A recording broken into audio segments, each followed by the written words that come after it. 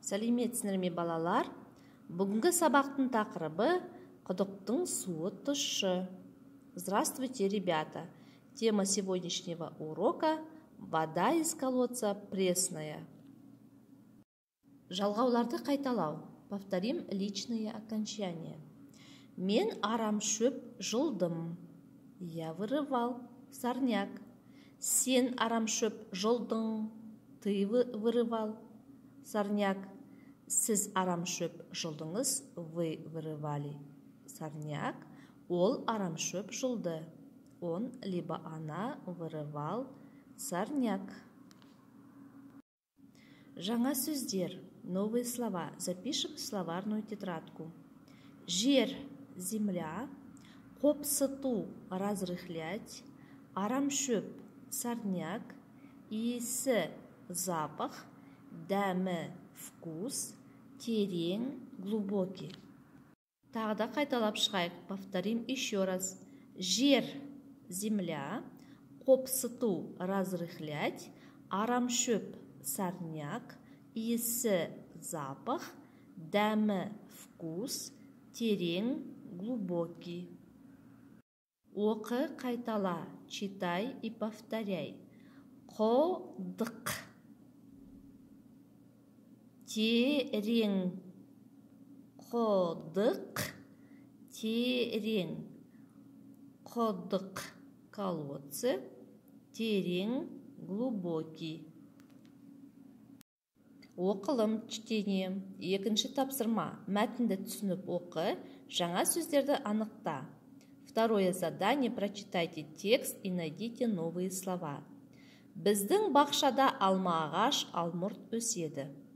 В нашем саду растет деревья яблони и груши. Әкем жерді қопсытады. Папа разрыхляет землю. Біз арам шөп жұламыз. Мы вырываем сорняки. Бақшаның иісі керемет. Запах сада очень приятный. Бақшада құдық бар. В саду есть колодец. Құдық терең, суы тұщы. Колодец глубокий, а вода там пресная. Судың дәмі жоқ. У воды нет вкуса. Бақшаны құдық суымен суарамыз. Мы сад поливаем водой из колодца. Жазылым, письменная работа. Үшінші тапсырма. Көп нүктенің орнына қажетті сөздерді қойып жаз.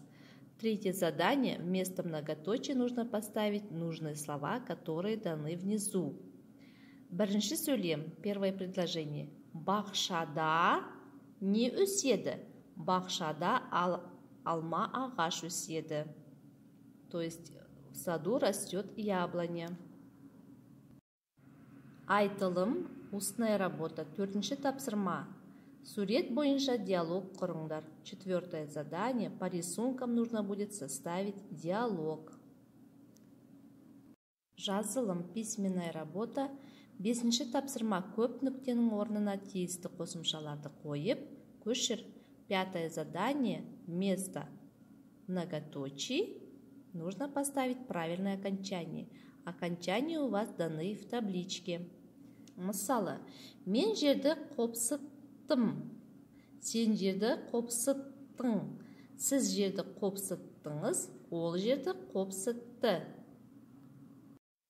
Біз арам шөп жұлдық. Сендер арам шөп жұлдыңдар. Сіздер арам шөп жұлдыңыздар. Олар арам шөп жұлды.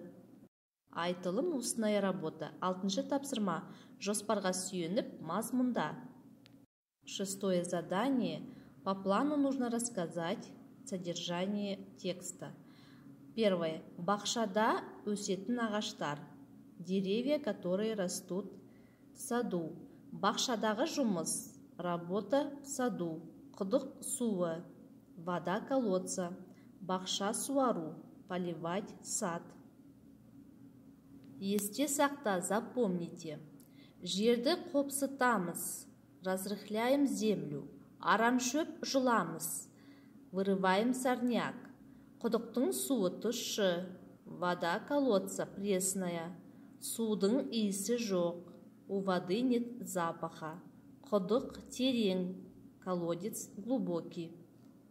Үйге тапсырма, домашнее задание, нужно будет выучить новые слова.